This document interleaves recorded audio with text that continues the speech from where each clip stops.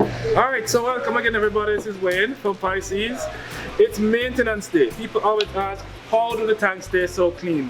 Well, you have to get down on your knees and do the dirty work. So today I'm going to be actually doing my water changes. So you're going to see what I do, how I go through the process of mixing the salt in the back.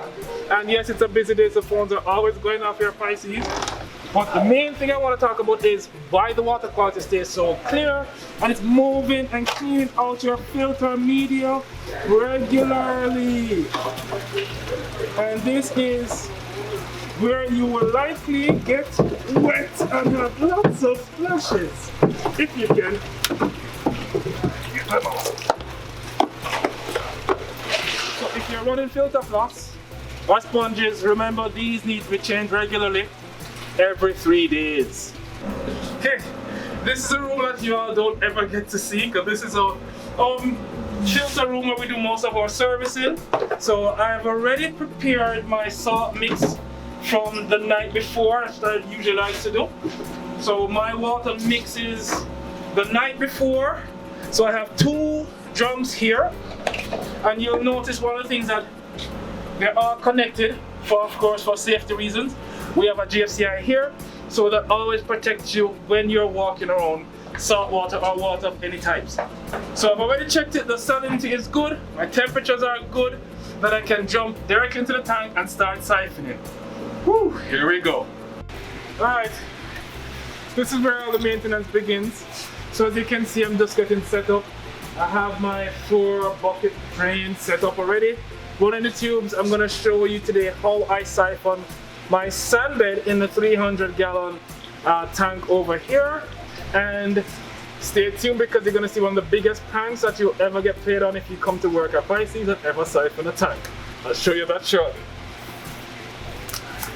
Okay, so I'm going to demonstrate how I get my siphon started. So we're going to just have this rested here for a bit. The tube runs all the way to the drain bucket, so you can come down and show you the easiest way to get the siphon started.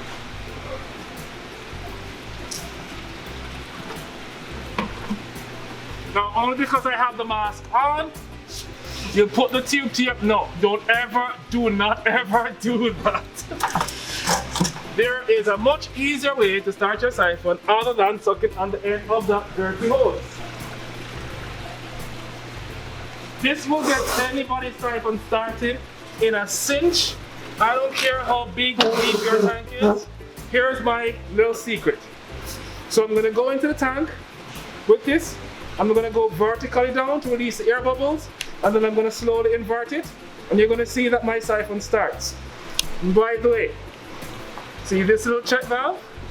Always have this little ball valve close to you, because if you work at Pisces and this is closer down there, someone will turn this off and prank you, and you'll never know your siphon stopped. And you'll be here, where's my siphon? And they'll be laughing at you. So here's how I get my siphon started. Which is the easiest way for you to see. You come from the other side, I'll try to do it this way. Okay, so I'll go straight down. And you'll notice I do not glue my rocks on for that reason.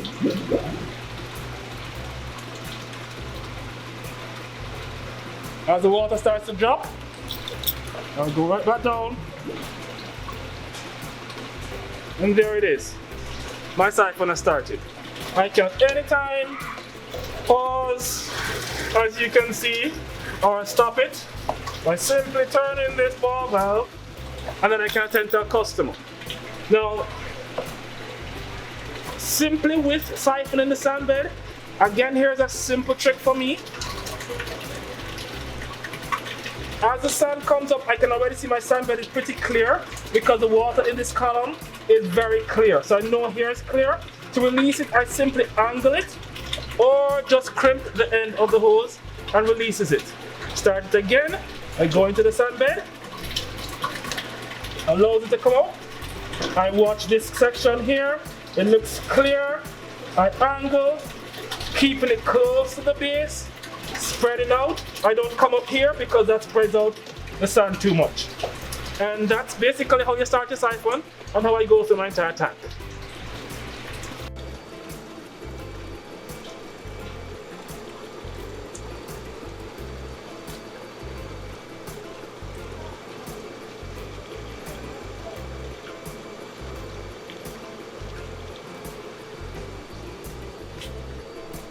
So what you're seeing today, we've just introduced for the very first time some antheas, and this is going to be a deep anthea stand, so it's actually set up for them to have a lot of hiding spaces.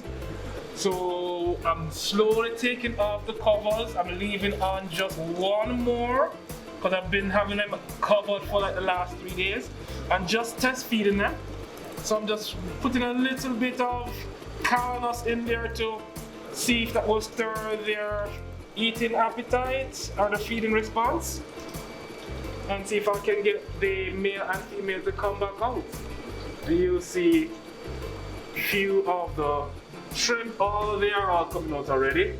The hermit crabs are all crawling around, coral banded shrimps, and there, if you come on inside this one, there she is. Yeah, she's eating.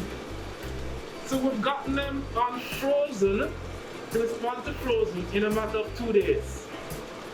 And it's a low flow tank with very low light, and they're both responding. This is the female, the male is in the cave, hidden, but everybody's responding.